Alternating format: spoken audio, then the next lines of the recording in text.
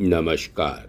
मैं संजीव कुमार आज धम्मपद गाथा और कथा इसके 5वें अंश को आपके समक्ष संक्षेप में प्रस्तुत करने का प्रयास कर रहा हूँ और इस पुस्तक के संस्कारक हैं ऋषिकेश शरण जी।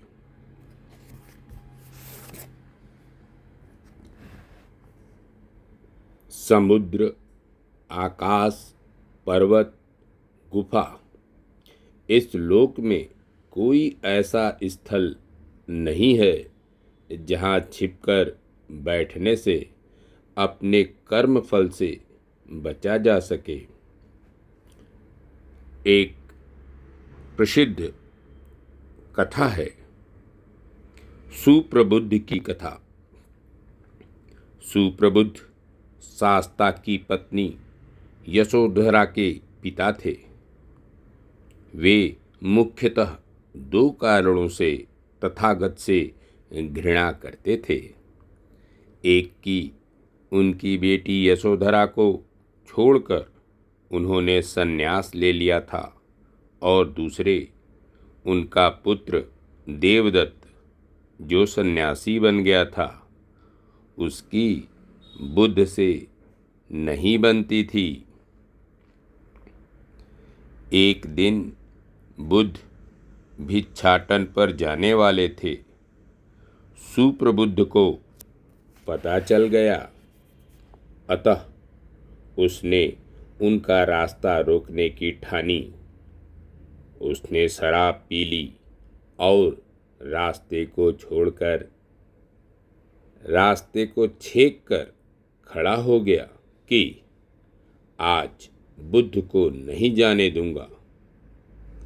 लोगों ने उसे बहुत समझाया पर उल्टा उसने उत्तर दिया, जाकर कह दो कि वह पीछे चला जाए, वह मुझसे बड़ा नहीं है।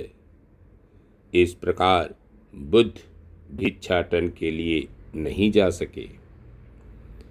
बाद में सुप्रबुद्ध ने अपने जासूस भेजे कि जाकर देखें कि बुद्ध की क्या प्रतिक्रिया है। उधर बुद्ध ने आनंद को बताया कि चूंकि सुप्रबुद्ध ने निर्वाण प्राप्त बुद्ध के मार्ग को अवरुद्ध किया था, अतः 7 दिनों में उसकी मृत्यु हो जाएगी। सुप्रबुद्ध के जासूस ने यह बात उसे जाकर बता दी। सुप्रबुद्ध ने जासूस की बात सुनकर तथागत के प्रति उल्टी सीधी बातें कहीं कि उसे मद हो गया है कि वह जो कुछ कहता है वह सही हो जाता है।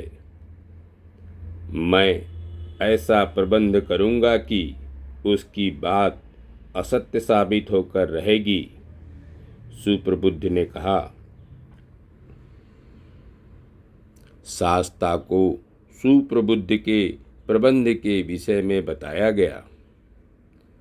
उन्होंने यह सुनकर कहा, बुद्धों का कथन असत्य नहीं हो सकता।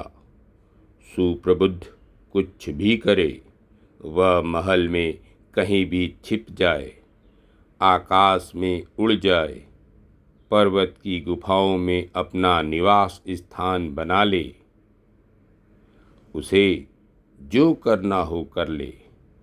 उसकी मृत्यु उसी तिथि पर और उसी स्थान पर सुनिश्चित है और हुआ भी वही।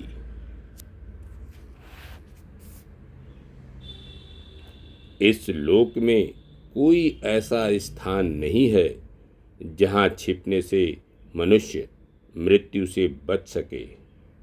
आकाश में या पाताल में, पर्वत में और कंदराओं में वह कहीं से भी समय आने पर आदमी को ढूंढ निकालेगी।